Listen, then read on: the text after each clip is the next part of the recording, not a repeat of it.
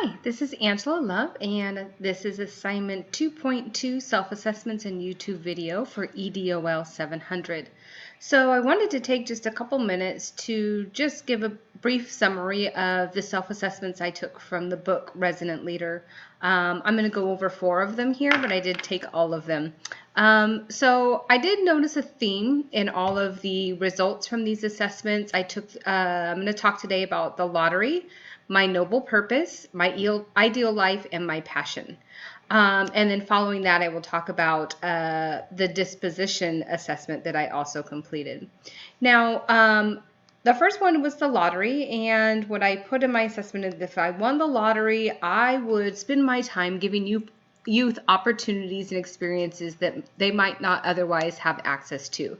That's part of what I do today in my organization, is I bring experiences to the schools that some of our children might not otherwise have. Things like, tennis, STEM activities, field trips, engineering resources, etc. And if I won the lottery, I would do more of that on a greater scale. My noble purpose is to bring hope, access, and opportunities to others, just like I mentioned in the lottery.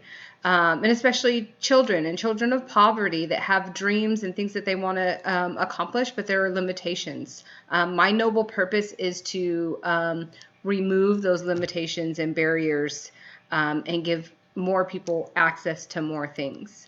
The next assessment is my ideal life. And if I were living my ideal life, I would be traveling the world, experiencing things, and giving other people, specifically youth, opportunity to experience the same. So already we see a trend here in these first 3 assessments.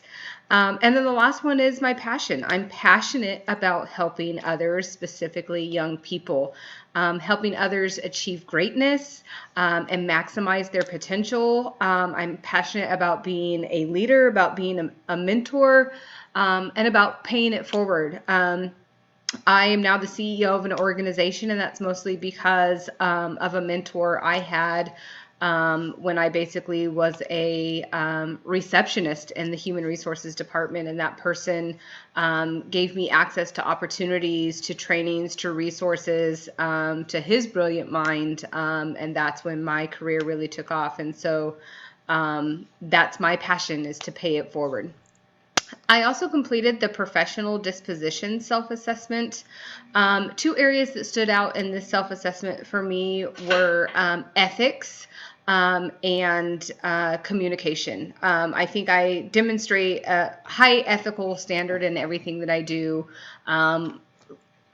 I'm also a pastor, so a lot of what I do is legal and moral. Not a lot. All of what I do is legal and moral. I have to maintain confidentiality. I have to operate at a high standard.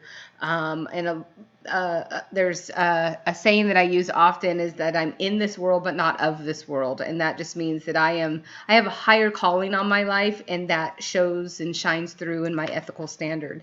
And then the other thing that stood out for me is communication. I do happen to have a strength, a gift, I guess, to be able to communicate with diverse groups of people. It's a gift that I've had since I was young. I entered a lot of speech contests when I was in middle school and junior high, and won local, regional, national levels in those competitions because I do have the gift of communication. And so those are definitely areas of strengths for me. But one area that I'm choosing to focus on out of this professional disposition self-assessment is self-reflection. I am definitely receptive to feedback and new ideas. I use the feedback to make improvements and to adjustments, but I chose this one because I'm constantly working at myself. I believe that we are always a work in progress. We've never quote unquote made it. There's always additional work to do. And so I'm committed to documenting the feedback that I receive and documenting my plan to implement feedbacks and suggestions. So there you have it. The overarching theme is I love people and helping people and giving people experiences, and I'm committed to working on myself so that I'm always in a position to do that. Thank you so much.